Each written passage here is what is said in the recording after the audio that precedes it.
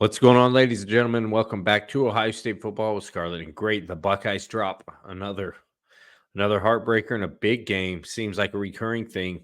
Ohio State falls to Oregon. We are going to break down just how bad that was, how bad the defense was, how much of this is on Will Howard, and what do we do going forward? Do we need a new defensive coordinator? Real quick, I'd like your grade on this.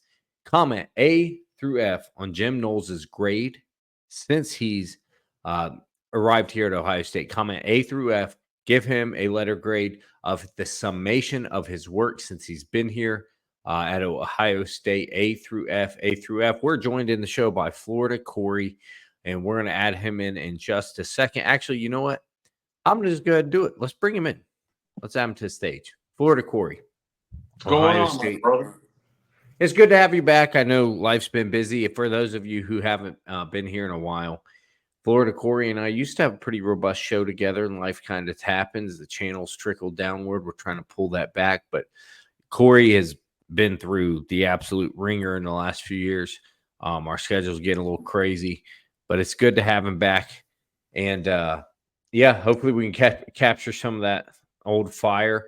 It's good to see you again, my friend. And I had while we're talking here and getting caught up, we're going to keep the audience is commenting now A through F on their grade with Jim Knowles, where they think that should be. Real quick, I want to tell you guys something. We do have a sponsor of the show, and I'm going to tell you something that I don't think is grade F, and that's Columbus Pro Handyman. For small renovations, appliance installations, if you're in the Columbus area, or even up to a major overhaul and remodel, the folks at Columbus Pro Handyman can get you what you need. Small things, big things, anything in between.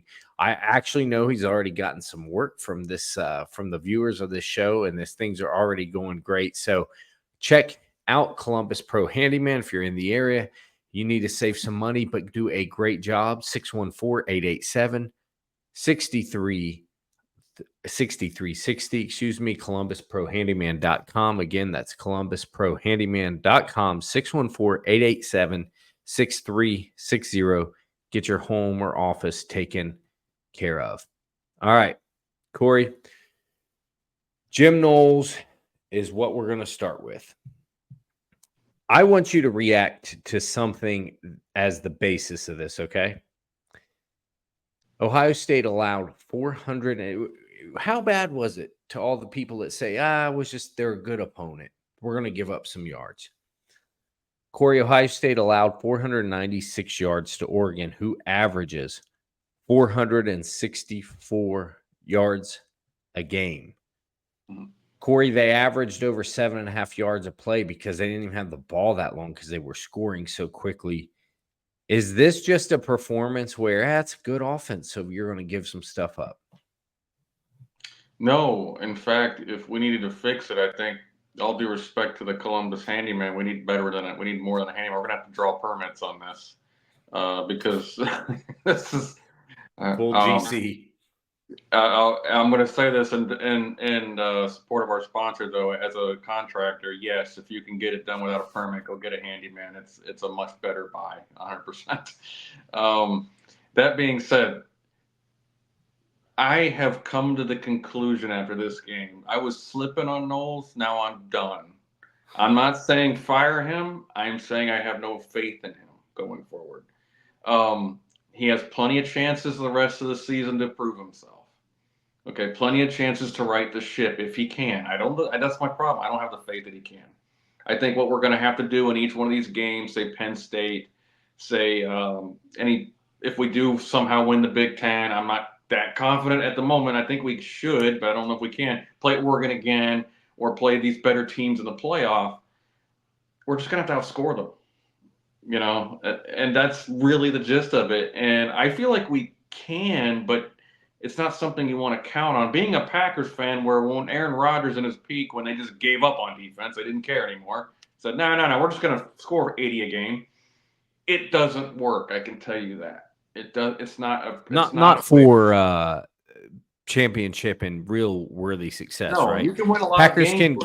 Packers can win 12 games every season and be a playoff team with that, but that's not the goal there, nor with the Buckeyes. especially not with the Buckeyes. And this roster, there's no excuse. This isn't a rebuilding session. This isn't he took over a roster with no talent. He's trying to rebuild it. No, this roster has NFL talent up and down the roster, and there is no excuse. They were your number. I'm not going to go into all of it. I know we're going to get into the show, but upon the first discussion, the summation, it's if I want to give my grade, it's a flat out F. I have no regard for how this defense played. You would think that, okay, a good defensive coordinator with good players, a B defensive coordinator with B players, your typical top 25, let's say it's a 20 to 25, top 20 to 25 defense, talent-wise, statistically, and with a so good enough type of coordinator. He could take a team like Oregon and hold them to 390 of their normal 460, right? 415. Yeah. That feels like if you're pretty good, not great, you're still going to let good teams get off or get theirs, but not get off completely, right? And with this roster that is not Jim Knowles is being paid as one of the greatest defensive minds in all of college football as a $2 million DC. This roster is undoubtedly on paper anything any DC could ever want. You ask 130 DCs in college football, would you like this roster? You will get 130 yeses and 0 nos, right?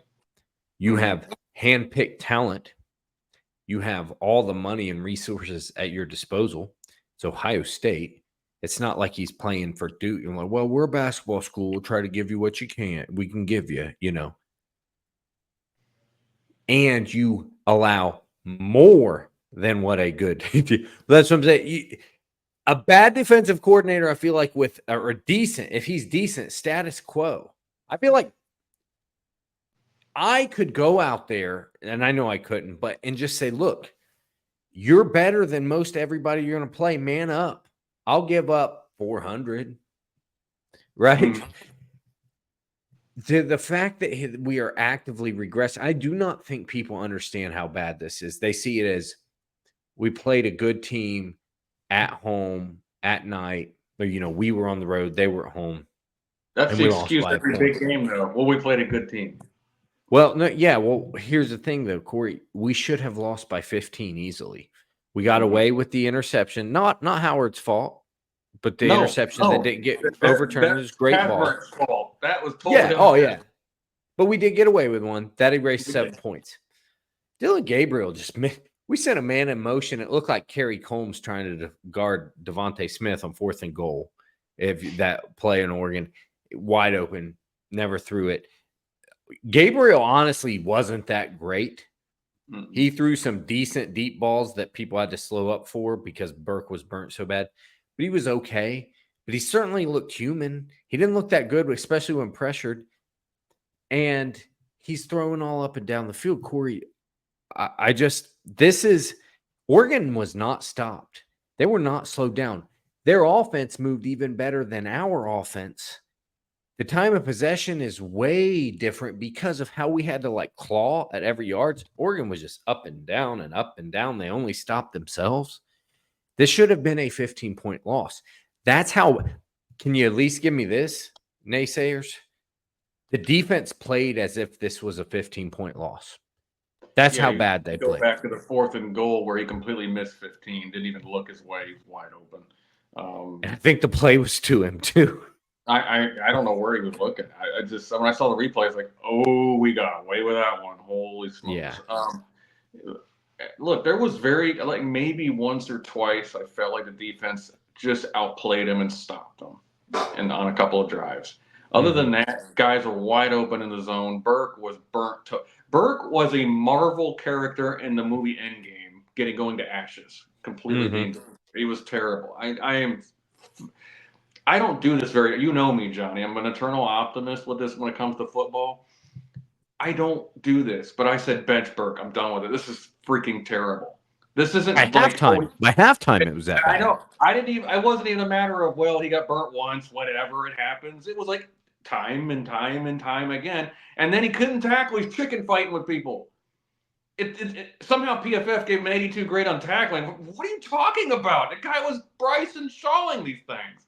You know, it was like Bryson Shaw with his son, what's his name? Whatever that guy's name, the running back from Michigan. All over again, running down the sideline with him, chicken fighting with him. Like, what are you doing? Get him down. You got that dog in you, right? You talk all that trash. I got a lot to rant about. I can go on for an hour, but it just seemed like, you know, and then what happens is we change the strategy because Burke's getting burnt so stinking bad. We have to play a light box now because we can't bring the safeties down because he needs help. You know, you're supposed to be our number one guy. You're supposed to be one of the top 5 corners in the nation. You went back to your sophomore roots that game. In a game we didn't need it. So I'd argue worse. Maybe worse. This is His worst game as a Buckeye. His freshman season, he was great. This was his worst game as a Buckeye.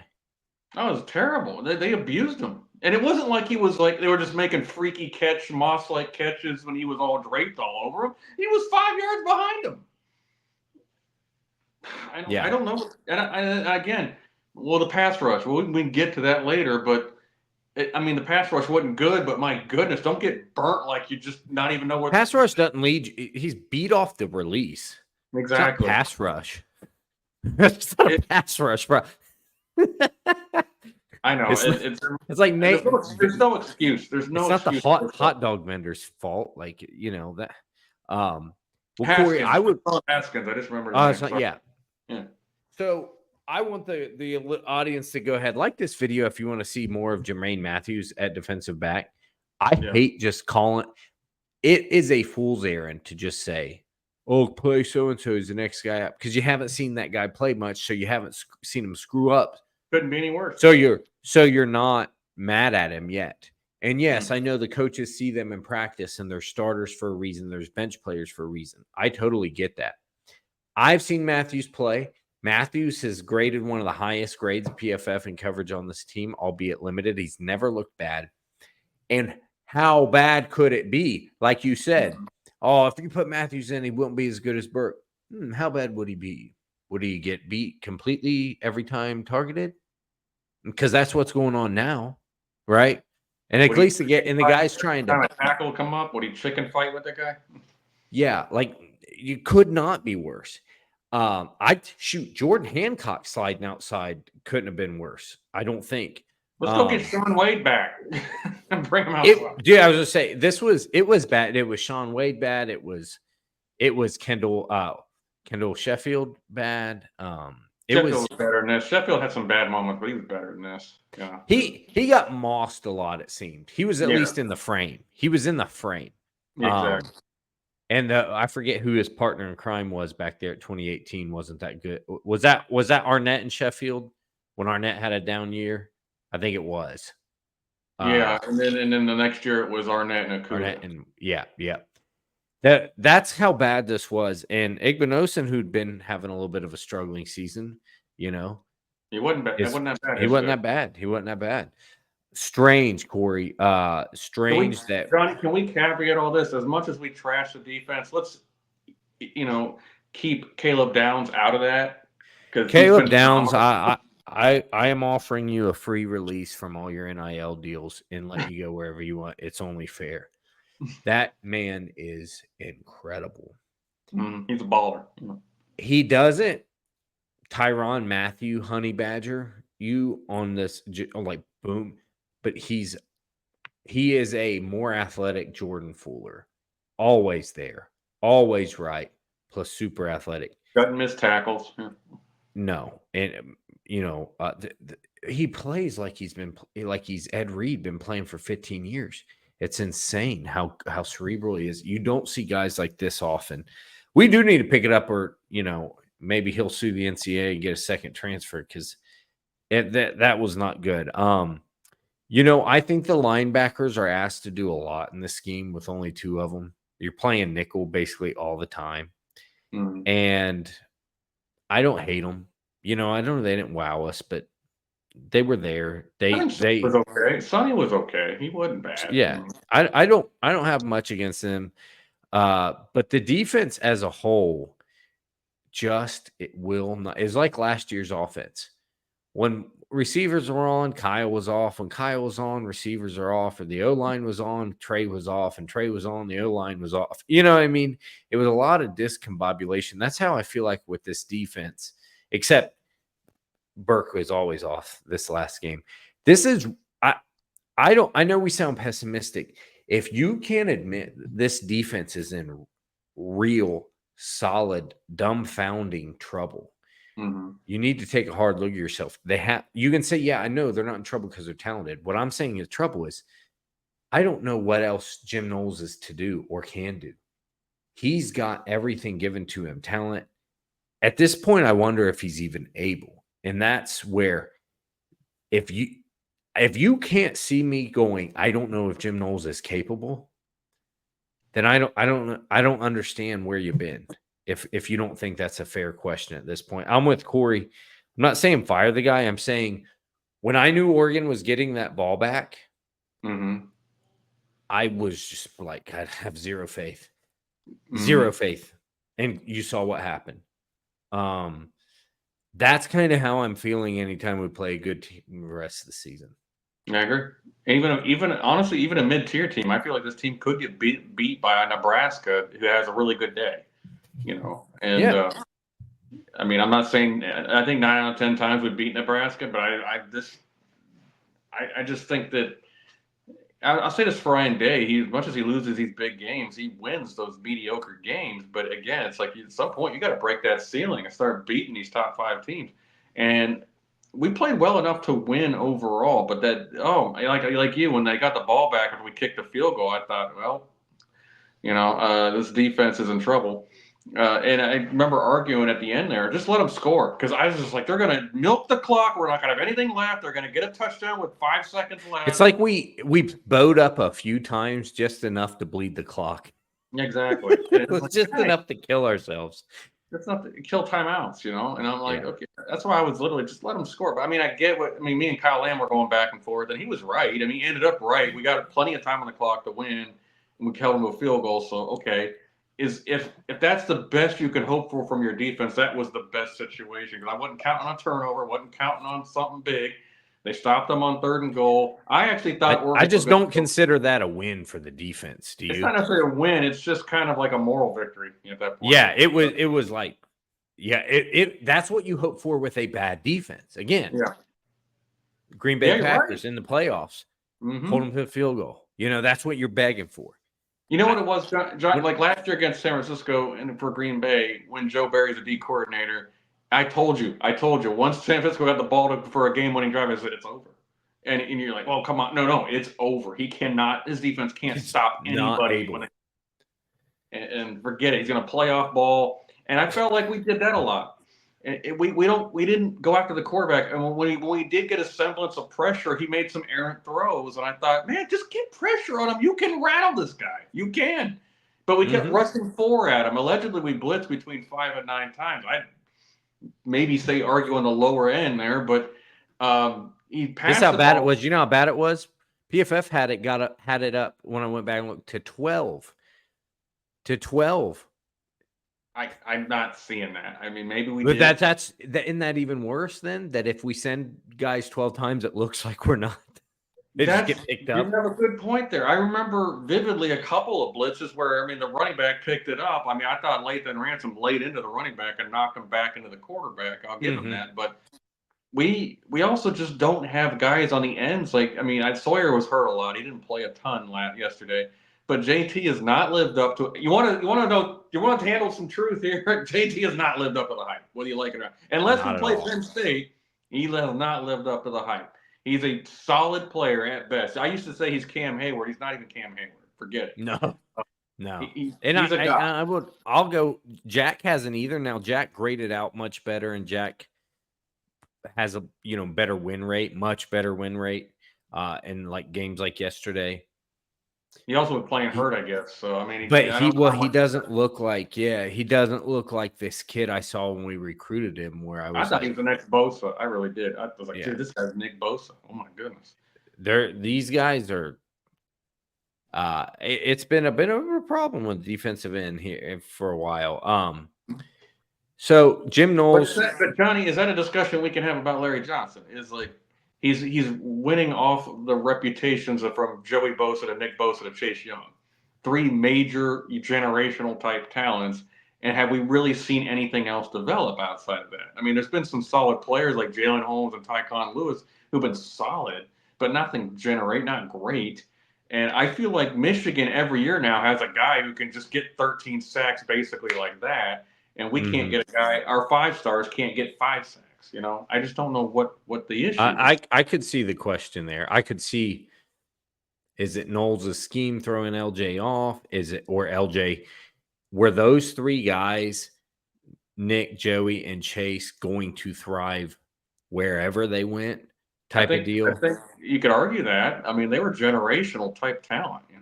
And it's just rare that you have them that back to back to back. So you say, well, it's got to be the coaching. Well, Mm-hmm. Zach Harrison was supposed to be in that rare air. Mm-mm. JTT, Sawyer, you Mm-hmm. know, uh, it's fairly within question now. All of it, our whole lives have been a lie. At this point, I don't know. It's been a while. I don't know. Look, real quick, I want to get to 2 final points. Yeah, Jim sorry. Knowles Jim Knowles in his top 5 games at Ohio State. I'm going to give credit at Dylan every day Yeah, on Twitter here. he's pretty good Probably. on. By the way, can you give him the credit for the best tweet of the night about the spitting? Oh yeah.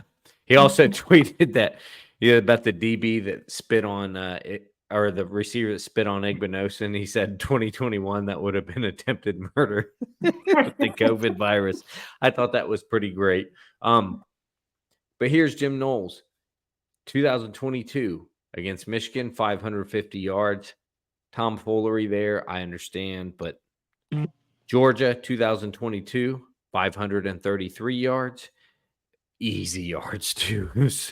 2023 Michigan, 338 yards. Sounds good. What you forget is they scored every single time they touched the ball in the second half. 2024 Oregon, 496 yards. So that's actually only 4 games, but 897 yards in those games and 149 points. That it's like 1,897 yards, not 800. 1897, yeah, and 149 points. That's like, hey, once you get figured out, you get really figured out. That's and guys, spare me. I get it. This is far better than Kerry Combs because I've seen how bad this is far better than that. Mm. But there's no answer once he gets figured out a little bit. And I think that's pretty safe to say. That's really safe to say at this point. He has all the talent, has everything at his disposal. And I'm just scratching my head at this point. Corey, am I off base here? No, it takes me a little longer to get to the point that you get to. You see it a little faster than I do. I try to be optimistic about these things, but I reached a point last night. I said, "Look, he's just rushing 4 out of his base defense like nonstop. What are we doing here to fix this? I mean, there's no pressure on the guy. We're not doing really much of anything to try to get pressure on him. We're not doing. Now, did you see anything like stunts or exotic blitzes or anything that come? He's like, hey, look, there's that linebacker right there, Dylan. He's coming. It's just like that's what it was. If it was a blitz, and there was a play on 3rd and 6. I yelled. I was so angry. 3rd and 6, rush 3, drop 8 into soft zones. On 3rd and 6, I was like. What happened there? Who called that? With a mobile quarterback, you can't possibly contain him long enough with 3 rushers that he won't find somebody, a guy that mobile. It didn't even. I mean, Gabriel doesn't look great, but his mobility is nice. What's that? I said Gabriel's not great, but his mobility is nice. Dylan's a nice player. He'll be playing he'll be on an NFL roster. I don't know if he'll be ever a starter, but he'll be like a Right. backup somewhere. Yeah, his mobility's nice, and on top, he's not Michael Vick, but he's obviously capable. And but again, that third down, he saw somebody in the soft zone immediately and hit him. I'm like, what were we doing on that? I don't. 3rd and 18, you do that, not 3rd and 6. Are you kidding me? He doesn't have to wait long to find somebody for a first down. So I just felt like the defensive game plan, I didn't quite get it. I understand it had to change a little bit with Burke being just pathetically bad. Not a bad play, pathetically bad. So our safeties had to lay off a little bit. And that really changed things, I think, a lot in terms of stopping the run. But that being said, I mean, the last top 5 team we played was freaking that Jim Knowles held them was Notre Dame, and their offense was at the time putrid.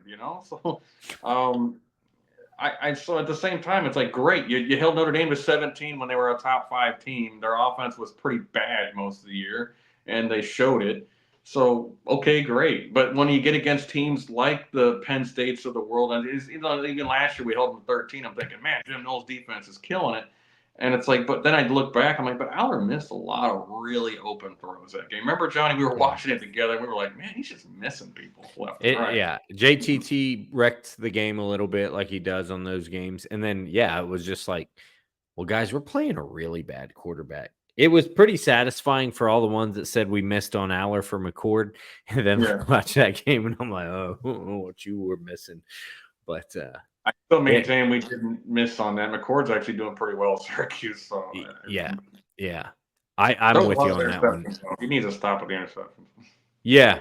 I think there's a lot of seems to be miscommunications with receivers, and they've got to clean some of that up. All right. Speaking of quarterback play, Will Howard, Corey, asset or liability. I want the audience here to comment below. Will Howard, asset or liability. I'm actually a little bit impressed with Buckeye fans on this one because when you're in the game like that, I can see why people would be upset with the quarterback. However, there's been quite a few nuanced takes where people are like, come on, guys. It's sports. It's not scripted. It's bang, bang, bang. How would you rate Will and how much of this loss is on him? I gave him an A for the game, not A+. There's a couple mistakes, dropped snap, maybe game management. The management at the end of the game could have been a little better, but it wasn't his fault. We had a questionable call against Jeremiah Smith that set us out of field goal range. Otherwise, he got us in position to attempt a win. And so it's like, okay, if that doesn't get called, now Oregon fans would have been upset, but if that doesn't get called, we're on the 28-yard line. Like, he can make a 45-yard field goal. So it's like, or maybe we even have enough time to try another play, get a little closer. Well, it was pretty smart by Dan Lanning. Some people are arguing he did that on purpose because the 12-man on the field play, it's a stupid rule. It gives no time back to the offense. Like it happened in Patriots 2000. Yeah. Well, but the play counts. Like we had 10 seconds ran the play. It took 4 seconds. The 4 seconds count. People were wondering why we didn't call a timeout there. I'm like, we were so far back at the time. They tried to save his timeout. I'm not totally upset. Yeah, if you call a timeout there and it takes anything in bounds off the table, getting to the ball, spiking it gets really tough. They wanted to call it. He wanted it so the whole field was open to call. Because if you don't have a timeout, you have to throw sidelines, and that's it. Yep. Or you have to get a first down and race. Yeah. And that's still getting dicey. Yeah. So I feel like the last play call could have been better, a slant or something something like quick up in the middle. I mean, Jeremiah Smith's strong enough. You get him a slant, he could possibly get another 5-10 yards on his own and get down.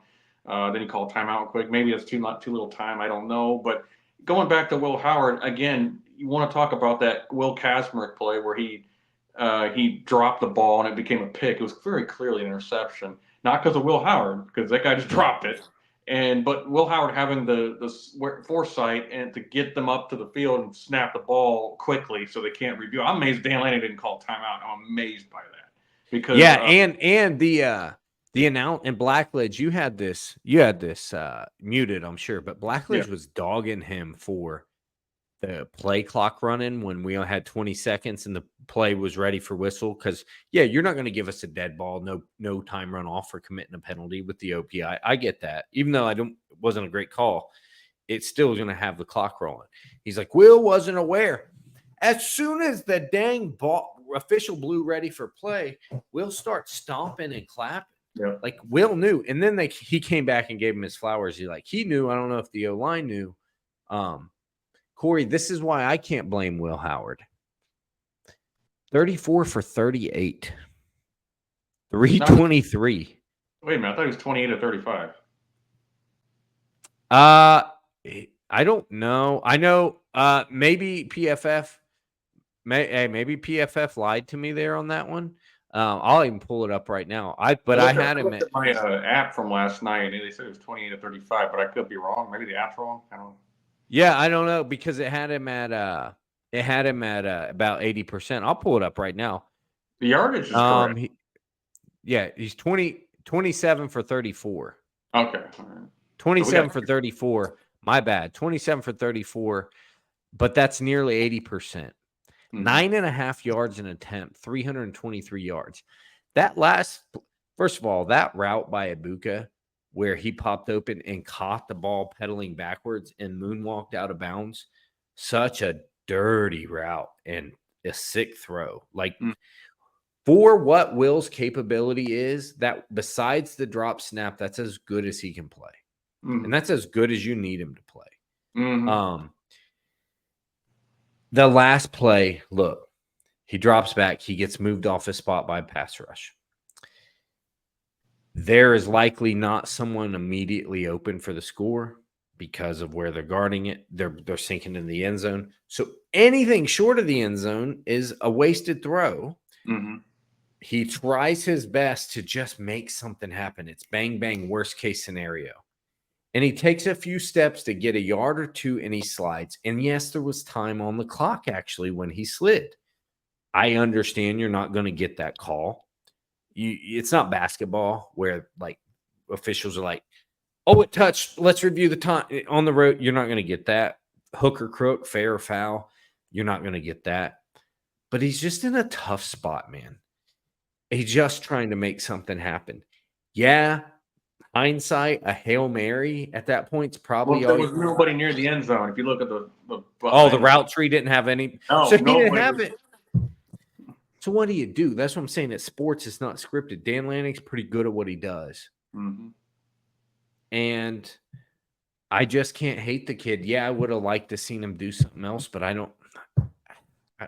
Maybe run a little sooner, I guess, and keep a couple seconds on the clock. But he's trying to, 6 seconds is nothing. Yeah, I know. Especially when it's really 4.5 because that last second and a half, they're not going to watch it that close to like stop the play. You know what I mean? The OPI killed us. The OPI just killed us. I mean, it did. So, all right. Well, Corey, hopefully we get to talk about it again. Maybe we can come back this week and break it down some more. I might go over some PFF grades this week, so come back. Please subscribe to the channel so you know the following videos. I'm going to try to get a few football minds on this show this week to try to figure out what's going to save this defense. And also, yes, some PFF grades. So come back and see us next time. Thank you, Mr. Corey. Thank you for joining us, everybody out there. Goodbye. God bless, and go Bucks.